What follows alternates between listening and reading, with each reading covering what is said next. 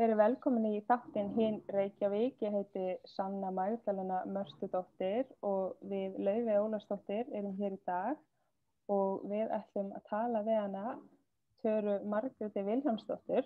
Hún formaður samtaka líkamsvirðingu og í síðasta þætti þá var Laufey hér að ræða við mig og Bryndísi og við erum báðar unga konur sem vorum að tala svona það að alast upp við skort og hvað það afleiðingar það hefur að hafa ekki mat og hafa ekki aðgengi að mat, að borða bara það sem var til og það hafi ekki endilega alltaf verið að hollasta því að við áttum margt þarna sameiginlegt og kom til dæmis dæmi þar sem við vorum bara mjög svipaða sögur, svona að borða mat í afmælisveislu og þannig að mig grunar að við höfum verið að borða einhverja veitingar þarna, frekar en einhverja svaka hollar gulrætur og ítið við.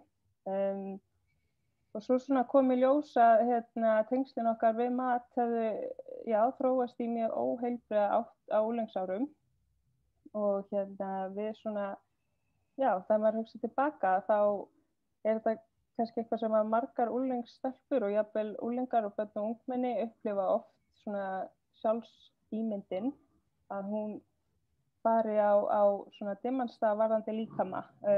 Búum í samfélagi þar sem það oft verið að meta fólk út frá því hvernig það lítur út og það svona ákveðin viðmið hvað sé eftir sóknarvert og hvað ekki og við ætlum að halda áfram með þessa umræðu og svona reyna að átta okkur betur á þessu öllu saman. Þetta stórt og mikið viðfangsefni og við vildum dálítið ræða þetta út frá fitufordómum og svona félagslegri og efnahagslegri stöðu og reyna að setja þetta í svona samhengi við fátækt og aðgengi að mat og spurningarnar eru endalausar. Þannig ég kannski byrja bara Tara, hvað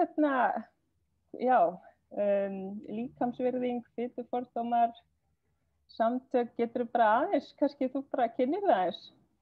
Já, sjálfsagt mál. Já, ég sem sagt ég félagsráðgjafi mennt þannig mannréttindi og félagslegt jafnrétti það eitthvað sem hefur alltaf verið mér mjög hugleikið og ég sjálf erfiða reynslu af átrúskunum og ég þekki það bæði að hafa verið grönn og feit kona og grannt og feitt barn.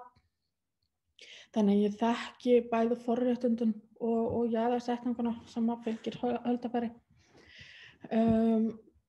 Og já, ég var sett í fyrstu meðrunum mína þegar ég var 11 eða 12 ára og var í meðrun til svona 23 ára þegar ég fyrst kynntist fræðigreininni fitufræði eða fat studies sem svona eins og kritísk nálgun að félagslegri merkingu holdafars, alveg eins og feminismi, kynjafræðin kritísk nálgun að kynja hlutverkum og já, þannig að ég fór svona, það opnaðist fyrir mig svona nýjar víddir þegar ég komst í tengsl við þessi fræði og í raun og veru öðlaðist mun bættara lífsgæði og fram að því þá upplifði ég líka minn alltaf sem fangelsi og mér fannst þetta vera mjög frelsandi og valdeflandi og ég hef bara verið svona að fræða mig meira og meira, skrifa meira og meira og og þetta bara mitt helsta ástríðuefni í dag. Það að berjast fyrir fat justice eins og við segjum það. Bara jafnrétti á holdafars grundvelli. Og það hefur verið mikil umræða fitufordóma í samfélaginu. Getur aðeins útskýrt bara hvað fitufordómar eru eða jafnvel komið með dæmi hvernig þeir birtast í samfélaginu? Ég veit að það kannski þeir birtast örugglega á mörgum stöðum og þetta getur verið misjafnt, en svona hvernig þetta helst að birtast? Fitufordómar eru grunninn, þetta er viðvarandi neikvæð viðhorf gagnvart feitu fólki og sem tengja staðalmyndum. Við lærum þessar staðalmyndum mjög snemma og rannsóknir sýna að börn allt niður í 3 ára trúa staðalmyndunum og þau eru strax þá farin að velja sér leikfélaga eftir holdafari. En holdafar eitthvað sem við getum aldrei falið, þetta fyrsta sem að fólk sér þegar það hittir okkur og við stundum það öll að lesa í holdafar einstaklinga til þess að reyna að fá okkur svona vísbendingar innri manneskju hans og þetta bara einu af okkar leiðum til þess að flokka fólk og reyna að einfalda lífið fyrir okkur svona og skilningina heiminum. En þessi staðalmyndir sem við lesum út frá feitum einstaklingi, það að hann gráður, hann latur, hann hefur ekki jafn mikið siðferði, lítil sjálfstjórn, lítill agi, heimskur, á meðan það sem við tengjum við grannalíkama, það meira öfugt við það. Það svona, þetta agaður einstaklingur, hann hefur góða stjórn á sjálfum sér, hann gáfaður. Þannig að þetta svona grunnurinn að fitufordómum. Og fitufordómar þetta kerfismyndamismunun, kerfislæga mismunun, sem að þýðir það að hún birtist í öllum kerfum samfélagsins. Og kannski ég held að bestu dæmi sem við tökum það eru eiginlega bara í heilbrigðiskerfinu. Þar eru þeir dálítið svona svæsnastir og hvað vestir og til dæmis að þá heilbrigðisstarfsfólk almennt bara eins og allt annað fólk horfir á feitt fólk sem óagað, bara svona að það hafa komið sér sjálft í þessa stöðu. Það getur bara sjálfur sér kennt. Þannig að það ver minni tíma með feitum sjúklingum. Það ólíklegra til þess að framkvæma líkamlega skoðun á feitum sjúklingum. Þetta tekur meira mark á feitum sjúklingum og það ólíklegra til þess að veita því gagnreynda meðferð. Einfaldlega því að það hugsar að þessi það óagað, það mun ekki fara eftir leiðbeiningunum hvort þannig að why bother. Þannig að þetta leiðir til mikils heilsufarsvanda meðal feitra sjúklinga og það mjög algengt og rannsóknir hafa staðfest það margoft að feitt fólk forðast það að leita sér heilbrigðisþjónustu vegna þessara viðhorfa. Finnst það hljóma svona svipað og viðhorf almennt í garð fátæks fólks, einhvern veginn að fólk sé fátækt út af því að það sé ekki nógu agað, þú veist, þetta svona sama svona hugmyndafræði einhvern veginn bara svona já, þú veist, þetta bara einhvern veginn þú komst þér á þennan stað, þú einhvern veginn ert bara eitthvað svona ekki nógu dugleg manneskja, þannig þetta einhvern veginn bara svona, þú veist, þér að kenna og það hlýtur að vera eitthvað að þér að innan fyrir að vera svona, þú veist, þetta einhvern veginn svona hljómar svona þessi sömu skilaboð og þrástef og maður hefur heyrt varðandi svona sýnina á fátækt fólk svona almennt. Akkurat, og það sem ástæðan fyrir þessu að við gerum mismunandi eignanir. Við eignum fólki, sem ég byrja bara alveg á byrjuninni, þú veist, að þá svona, þessi hugmyndafræði afurinn í frjálshyggjunar sem raun að veru byggir á því að allt slæmt sem að hendur þig, það hljóta að vera þér að kenna, allt gott sem hendur þig, þú veist, það þér að þakka og þetta svona, þú veist, pull yourself up by your bootstraps mentality frá Bandaríkjunum en þetta raun að vera grundvöllurinn að þessari hugmyndafræði og og þetta það sem við kallum persónubundna eignun. Við eignum það sem miður fer eða það sem vel fer að persóna viðkomandi á meðan aðstæðubundnar eignanir eru, þú veist, það umhverfið, það kerfið, það samfélagi sem að setja fólki í þessa stöðu. Og persónubundin eignin þú veist, það eitthvað sem við notum mikið gagnvart feitu fólki, fátæku fólki, konur sem verða fyrir kynferðisbrotum, þú veist, þær hefðu getað klæðið sig svona, þær hefðu getað hafa sig svona, ekki drekka svona mikið, það hefði ekki komað fyrir þær. Og það misjafnt eftir sko, því ofar sem hópar eða því jaðarsettar sem hópar eru, því meiri tilhneigingu höfum við til að gera þessa persónubundna eignun. Þannig að þetta alveg hárrétt, þetta alveg lykillinn af mismununni sem að þessari hópar, jaðarsettir þessu hóparnar upplega. Já, mér langar aðeins líka að koma inn á bara, þú veist, að því vorum að tala með börn, að þetta byrjaði alveg eins og þú segir, bara niður í alveg ótrúlega unga einstaklinga sem eiga bara að vera áhyggjulausir að lifa sínu lífi. En og ég hef heyrt sjálf bara frá, þú veist, fólki í kringum mig að þú veist, þetta heyrist meira sem meðal foreldra, bara þú veist, mjög ungra barna og og eru alls konar hugmyndir, sérstaklega ef krakkar eru að æfa íþróttir eða eitthvað svoleiðis, þá kemur þetta upp einmitt með líkamsmyndina og svo náttúrulega bara jaðarsetning í skólum einmitt að með einelti og annað að krakkar sem eru í þyngri kantinum lenda frekar í einelti og svo er líka ýmislegt sem að kannski skólinn sjálfur stuðlar að, eins og til dæmis þú veist, ég hef heyrt einmitt eineltisögur í sambandi við vigtanir í skólum, þar sem að er bara svona rútínu einhver svona líkamskoðun sem að börn fara í og einmitt svo er skrifað á miða, þú veist hvað hver og einnig þungur og þetta getur náttúrulega valdið bara miklu áreiti og einelti og ég líka þú veist, ég fylgst líka bara með umræðinni þetta aðeins og hvað einhvern veginn fordómarnir byrja snemma og mér sýnist einhvern veginn skólinn ekki alveg að taka rétt á þessu, eru fordómar inn í skólakerfinu til dæmis, hvernig ertu með einhverja sýn á þetta? Já, það var fyrir nokkrum árum, hvort það var 2014 eða 2015, þá gaf Námsgagnastofnun út handbók fyrir starfsfólksskóla ofbeldi gagnvart börnum og hvernig á að díla við það. Og það náttúrulega farið yfir ofbeldi sem sem að börn þurfa að þola heima, þú veist hvernig er best að tekla það, kynferðisofbeldi. Svo var líka að tala ákveðna tegundir eineltis, þú veist það voru svona ákveðna hópa barna sem þarf sérstaklega að hlúa að og þar á meðal voru feitbörn og sko fyrsta og fremsta ástæða fyrir einelti, þú veist við ferum heim og hér heima líka í skólanum, það holdafar.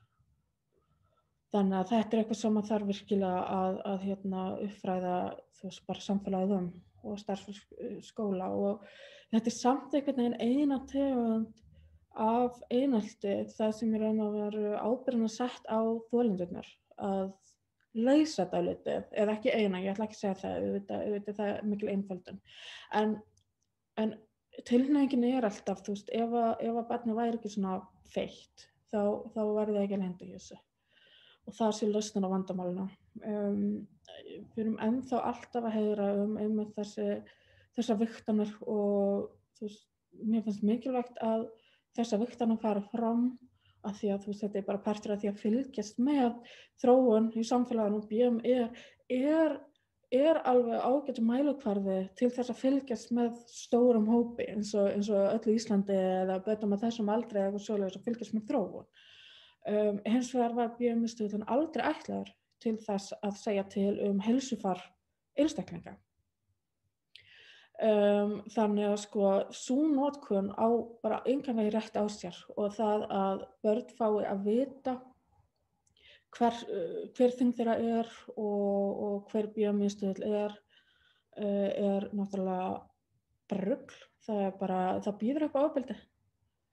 Það býður upp á nauðabrot, sjálfsásökun og síðan er skólahjúkrunarfræðingar stundum að hringja heim með foreldra, segja þetta bara, barnið þetta of þungt miðað við, þú veist, eitthvað ákveðið og það ekkert, þú veist, foreldrarnir fá í raun og veru engar frekara leiðbeiningar, þannig að þú veist, auðvitað mentalitið hjá foreldrum, það náttúrulega, ég vil vernda barnið mitt. Og hér heilbrigðisstarfsmaður búin að segja mér að hún hafi áhyggjur af heilsufari barnsins míns til að setja í maður.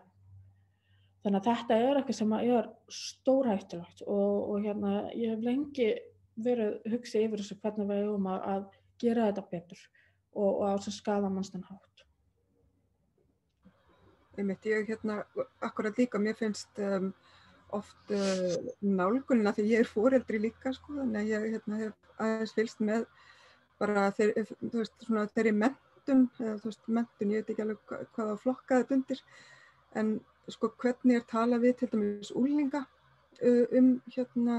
já líka börn einmitt svona næringu og annað og ég man einhvern tímann eftir að hafa þú veist hringt í skólana því að einmitt, mér fannst það svo rosalega einhliða. Það var einhvern veginn bara verið að tala sko vara við eins og skyndibita og einmitt þá í ljósi náttúrulega örugglega þetta var einhvers konar offitu umræða en sett í einhvern annan búning. En þú veist, það einhvern veginn ekkert, það minni áhersla finnst mér á bara, þú veist, að lifa heilsusamlegu lífi og meira einhvern veginn svona að targeta eitthvað ákveði. Ég veit ekki hvort þetta er ekki beint spurning en þurfum við að skoða þessi máli í víðara samhengi. Hvernig sér þú það? Er það? Já. Eins og segi, BMI mjög takmarkað, mjög takmörkuð notkunar möguleikar á honum. Akkurat. Já, það er raun og veru það sem ég hef búin að vera að berjast fyrir, að við horfum á þetta við horfum á heildarmyndina.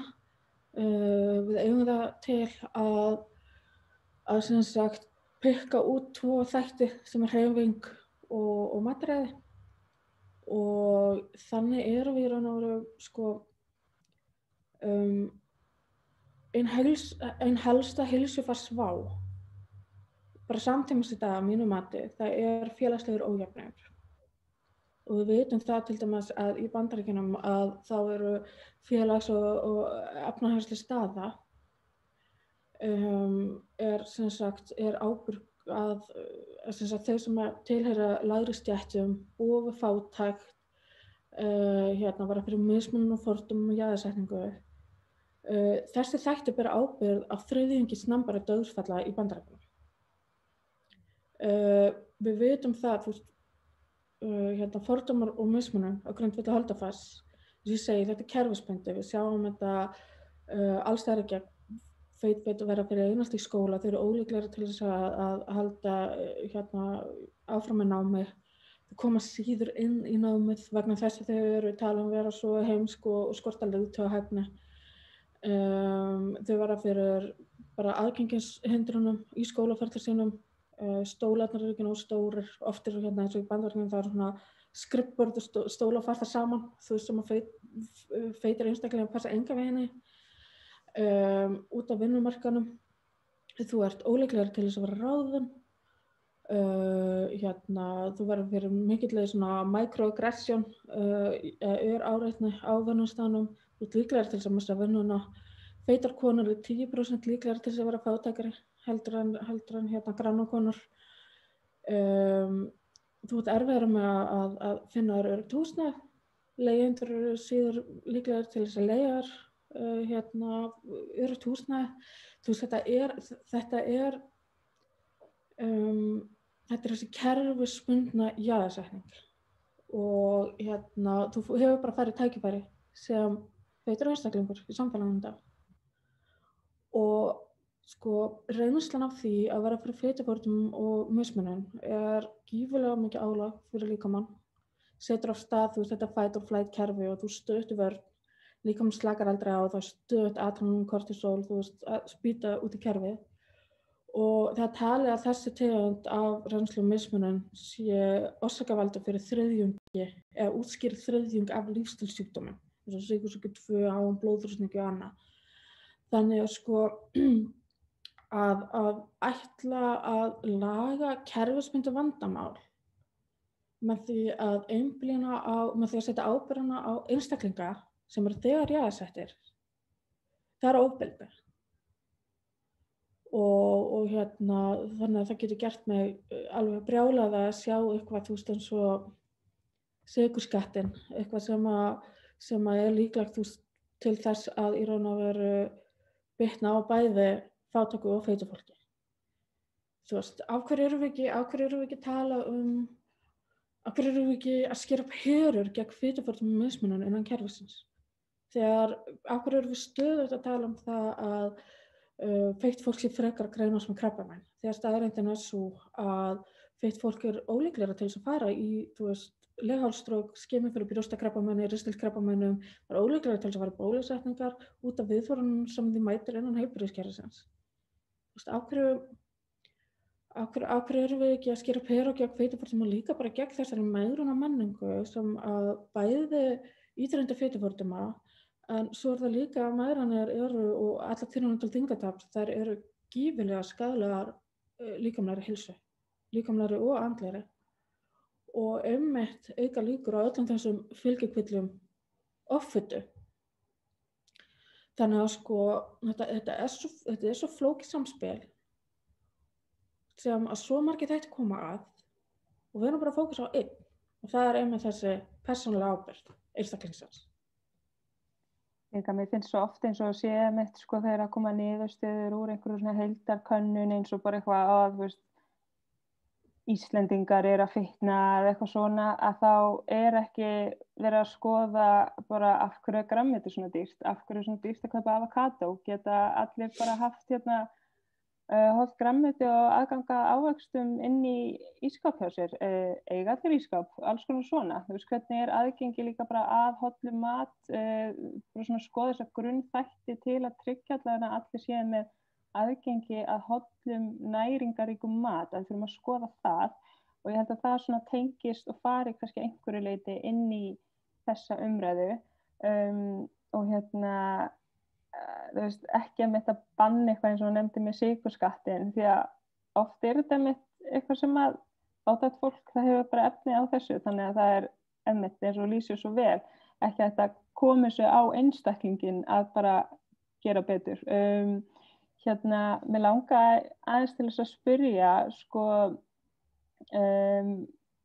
hvernig sko margir hafa velt fyrir sér þegar ég að lesa athugasemdakerfi sem eru nú ekki beint þessi uppbyggilegustu kerfi alltaf en þar finnst mér oft koma fram svona kannski líkamsvirðing en hvernig það þegar að við erum x mörg kíló, þú veist að hvar sé línan varðandi bara mögulegt álag á liði og að svona fólk sé að velta þessu fyrir sér og svona, þú veist, ég veit ekki alveg hvernig ég á að orða þetta en svona að fólk sé að velta fyrir sér sko hvenar í rauninni dröfumörkin, hvenar einmitt. Þetta er einmitt mjög eðlulegar vangaveltur með samfélagsgerðina sem við búum við. Sko, ef í grunninn að þá einfaldlega þessi hugsun, hún rosalega auðblísk og hún rosalega helðfest líka sem líka með þessi svona afurinn í frjálshyggjunar við öll að gera hvað sem við getum til þess að hámarka okkar eigin heilsu og gera ýmislegt sem að bara ekki færa okkur allra. Sko, ég vil ekki setja nein mörk á líkamsvirðingu. Mér finnst að allir, þetta er sama umræða svona og öfgafeministana að við séum einhvern veginn að berjast fyrir öfgajafnrétti.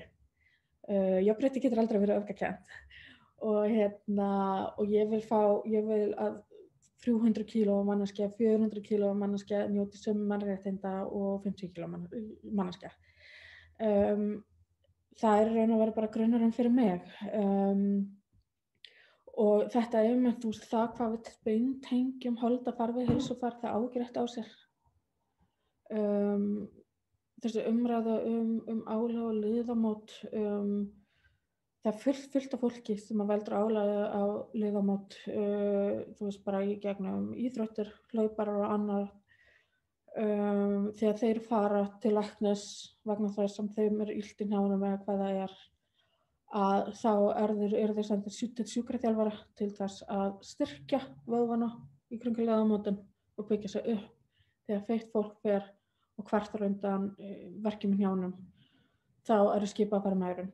Eitthvað sem að er líkamlega og andlega skaðlegt, virkar ekki til langtíma og það er meira líkur á því að þú endir þyngri heldur en þú varst eftir meirun og heldur en áður en þú fórst í hana. Þegar þessi manneskja einmitt, þegar það sem gagnast þessari manneskju mest, það einmitt að vera til sjúkraþjálfara og byggja sig upp og styrkja sig til þess að ráða við þyngdina.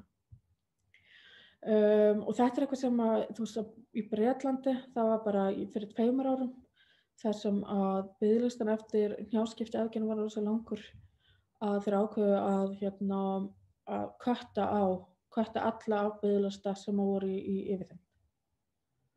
Þangað til þeir væru búin að létta sig. Þrátt fyrir að það ekki sem bent til þess að það engar rannsóknir sem sýna fram á það að árangur af hnjáskiptiaðgerðum sé lakari hjá fiturársjúklingum. Þannig að sko þetta er rosalega fólk heldur að þegar ég tala fitufordóma það sé það bara einhvern veginn svona þú svo ógeðslega fitubóla. En svona tal fitufordómafullt. Þegar við erum að tala heilbrigði og kenna heilsufars vandamálum setja það allt á þyngd.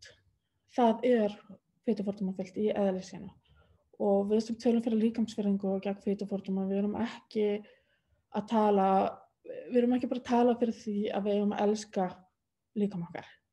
Það að við elskum líkama okkar frábært, það valdablandi, það andlega gott fyrir okkur og líkamlega, en það vendar okkur ekki frá mismunum. Það alveg sama hversu mikið við elskum líkama okkar, það draugur það ekki líkum á því að næst þegar ég fer til læknis að það fá ég ekki gagnrýnda meðferð. Þannig að þetta róttæk kerfisbundin mannréttindabarátta sem að við erum í. Ég held líka að við séum gíruð inn á, hvernig við hugsum og maður bara finnur oft að maður sé að hugsa eitthvað sem bara rosalega off og þarf stundum að vera bara eitthvað, já, vá, eins og svona aflæra ýmislegt sem manni hefur verið kennt að hugsa, en fatta sem ég ferðinu bara, af hverju ég að hugsa þetta? Þetta á þetta við rök að styðjast og bara hvaðan lærði ég þetta og af hverju ég að viðhalda þessu þá, með þessari hugsun einhvern veginn? Við erum alla ævi að aflæra það sem að heimilin hefur kennt okkur bara þegar kemur að öllingjaðsættum hópum. Ég alveg sammála þessu sko, því ég einmitt eins og þú Tara, ég hef prófað líka að vera of létt og einmitt núna álitin of þung, með við BMI og einmitt ég þjást af vefjagigt og get alveg rakið þau einkenni alveg bara, langt aftur. Bara til unglingsárna þá var ég alltaf að drepst í bakinu, alltaf með þessa svona fatík, sem tengt við vefjagigt. Þá var ég of grönn en var ekki greind fyrir en seinna. Ég held að ég hef verið greind fyrir svona 10-15 árum. En þá einmitt síðan þyngdist ég mikið þegar ég eignaði stráki minn eða sem sagt í óléttinni þar og sem var náttúrulega bara álega á líkamann og allt þetta En óléttan var sem sagt álag á líkamann og en ég sé alveg fordómana sem fylgdi því einmitt að vera síðan aðeins yfir sem sagt þessu BMI stöðli, bara meðferðin hjá læknum allt í einu voru þeir bara farnir að svolítið þegar áður þeir hlustuðu reyndar ekki á mig af því að ég kona með vefjagigt þá eftir það var það bara svona, já, þú ert of þung. Þú voru þeir komnir með ástæðu. Bara, já, þú þarft að léttast, Þannig að ég sé alveg þetta að fordómarnir eru einhvern veginn viðvarandi, en það bara svona, já, þarna ég komið með ástæðu til þess að afskrifa það sem hún að segja. Þannig að þetta svona bættist við, sem náttúrulega ekkert skárra, já, ég alveg týndi spurningunni sem ég var með. En já, ert þú með aðra spurningu, Sanna? Á meðan ég reyna að muna það. Ég var aðeins að hugsa, að því að við tölum náttúrulega við vorum aðeins að tala svona aðgengi að mat og svoleiðis, en ég hef líka verið að velta fyrir mér, varðandi svona samfélagshugsun og hvernig í rauninni við eigum alltaf að vera besta útgáfuna sjálfum, eða við eigum að vera okkar besta útgáfa, það bara dálítið skilaboð samfélagsins. Og ég til dæmis með eitthvað sjálfkrafa í símanum mínum sem einhvern veginn að ég labba 10.000 skref. Ég veit ekki hvernig þetta í símanum mínum og núna einhvern veginn á síðustu vikum þá ég að reyna að labba alltaf úti hálftíma á dag af því að ég svona fattaði að ég var oft bara á þessum fjarfundum og svo allt í einu var ég bara búin að sitjandi eiginlega bara við tölvuna marga daga í röð og var bara, já, herðu, vá, ég þarf að standa upp aðeins að hreyfa mig. Þú stundum fer ég út að skokka, stundum ég alveg á ferðinni og labba þetta. Svo allt í einu fattaði ég að ég var orðin bara, já, í rauninni komið með orðin mjög upptekinn að ég að fylgjast með því hvað ég var komið með mörg skref og ég var rosalega svona dottin í þetta bara, já ok, ég er búin að labba svona mikið í dag og þá ég labbi göngutúr og rölt í vinnuna, þá er það samt greinlega ekki nóg og svo var ég bara að byrja, já ok, símar eru kannski ekki að meta skrefin og þú veist það er bara nóg að þú farið í svona hálftíma göngutúr, standir aðeins upp á klukktíma fresti, þú veist aðeins að fara frískt loft, en sko ég fór aðeins að hugsa, tengist þetta umræðinni líkamsvirðingu eða er þetta eitthvað allt annað mál, svona hvernig við í rauninni hugsum líkam okkar, erum við að gera þetta, þú veist, erum við að hreyfa okkur til þess að bara svona vera úti og njóta eða erum við að gera þetta til þess að geta uppfyllt einhver svona skilyrði sem komað ofan að við einhvern veginn eigum að geta tikkað í einhverja kassa, eitthvað svona, ok, ég er búin að, þú veist, labba 10 skref, ég er búin að klára þetta, þú veist, af hverju erum við að gera hlutina sem við gerum. Og svo rifjaðist upp fyrir mér á tímabilið þegar ég var unglingur, þá var ég alltaf að drekka eplaeddik, sem var ógeðslegt, en það átti að vera eitthvað rosa hreinsandi. Og ég var svo spennt að ég gat bara þambað heilt glas af eplaeddiki og ég var að sýna vinum mínu það. Og svo man ég reyndar, mér minnir ég hafi kastað upp eftir það, því að vanalega á maður bara að fá sér matskeið og svo vatn, en ég var alltaf að fá mér eplaeddika, því það átti að örva brennsluna eða eitthvað svona kjaftaði. Ég man ekki eplaeddikstímanum líka. Ég líka.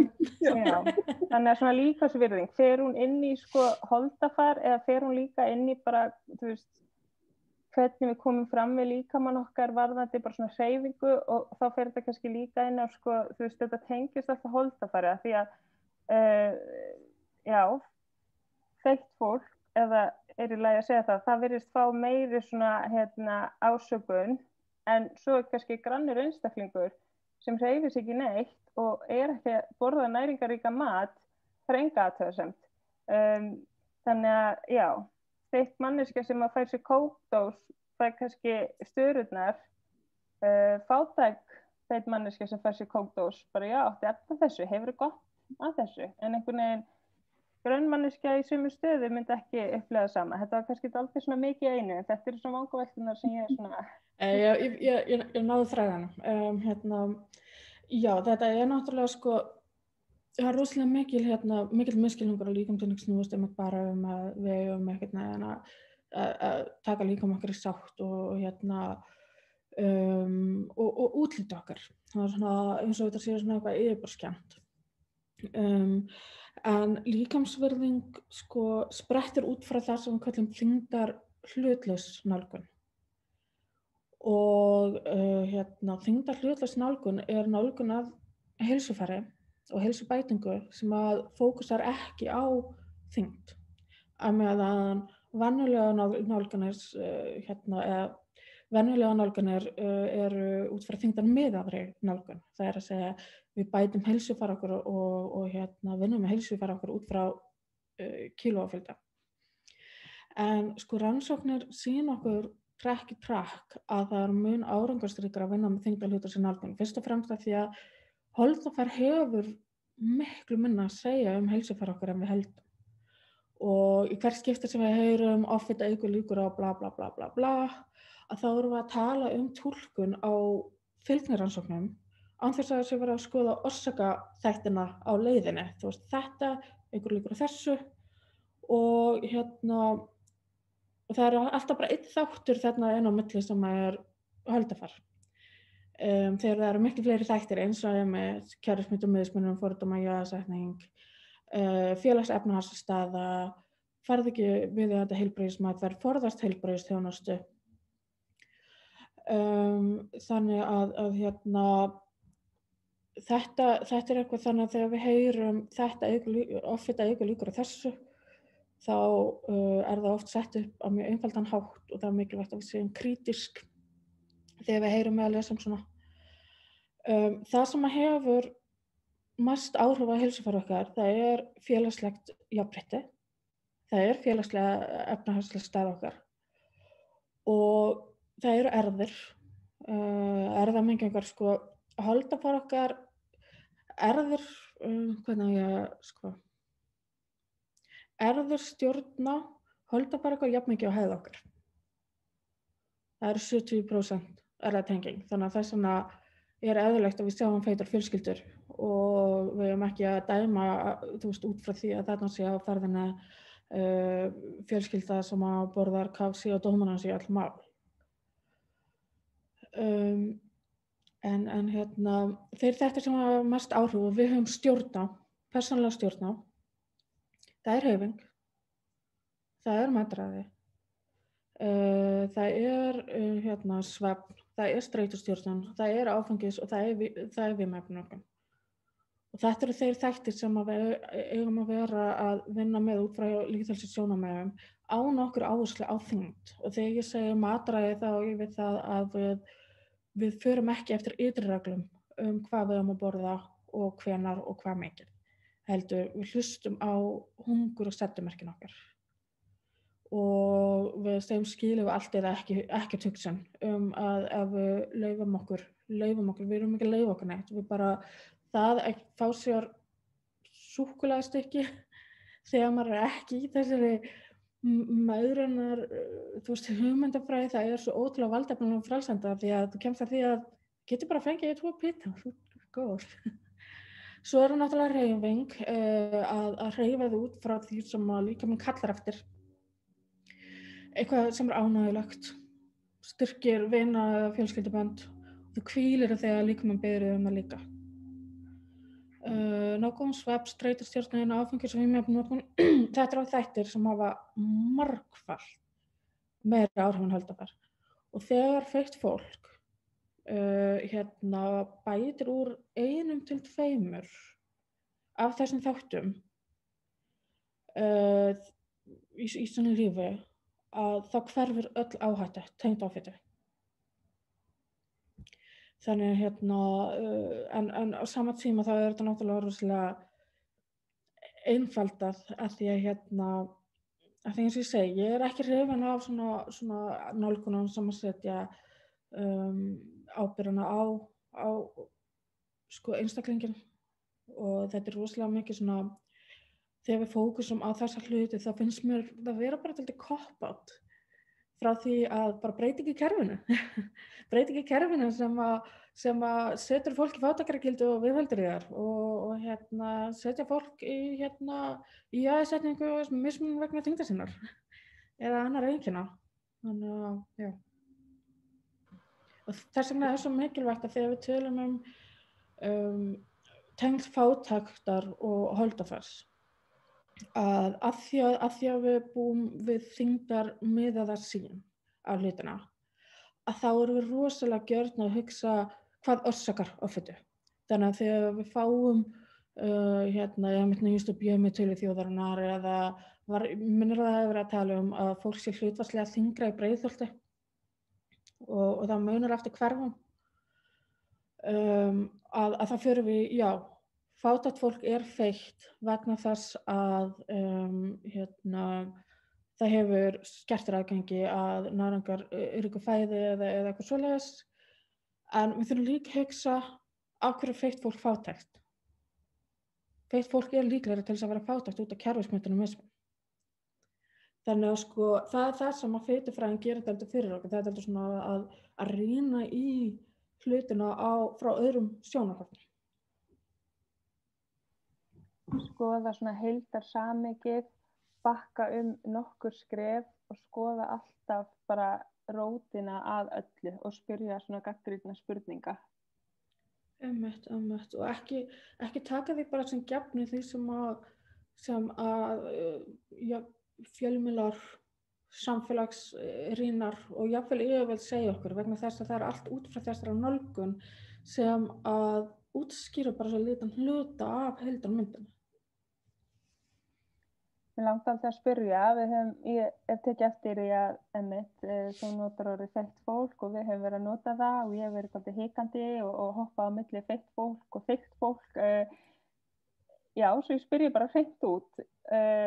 Feitt fólk telst að vera svona leiðilegt orð eða allt í lagi eða valdeflandi, hefur það tekið einhverjum breytingum í gegnum tíðina, hver er svona þín skoðun og nálgun varðandi þetta? Það fer alltaf eftir samhengi.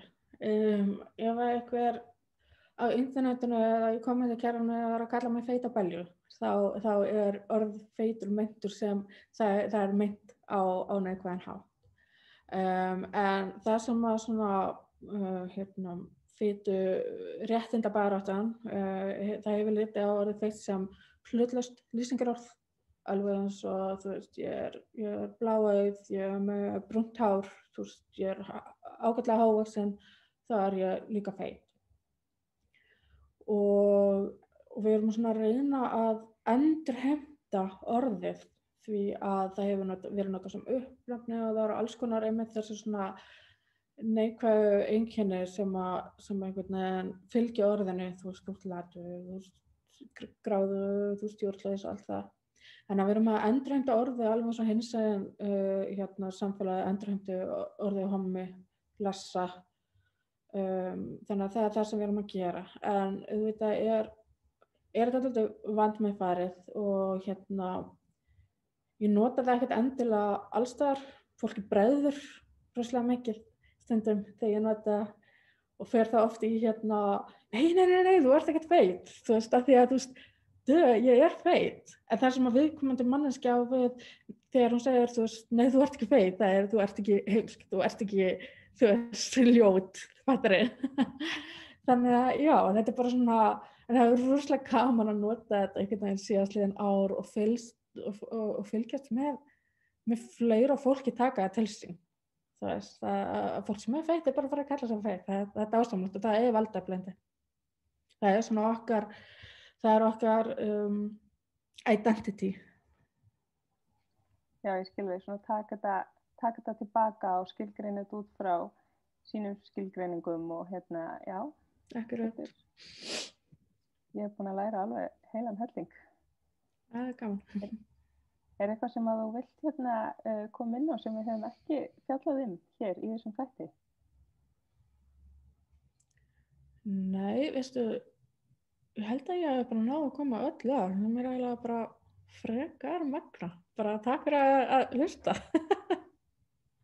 Já, við þakkum þér líka kærlega fyrir og þetta er alveg málefni sem að þarf bara að halda áfram að ræða og þetta er alveg stórt viðfangsefni sem að snertir heldur betur marga þætti og við munum alveg svona halda áfram bara að taka þetta fyrir og út frá svona ólíkum vinklum og við þakkum þér kærlega fyrir Tara Margrét Vilhjálmsdóttir fyrir að koma hingað til okkar í Hina Reykjavík og höfum þetta ekki lengra að sinni. Takk kærlega fyrir.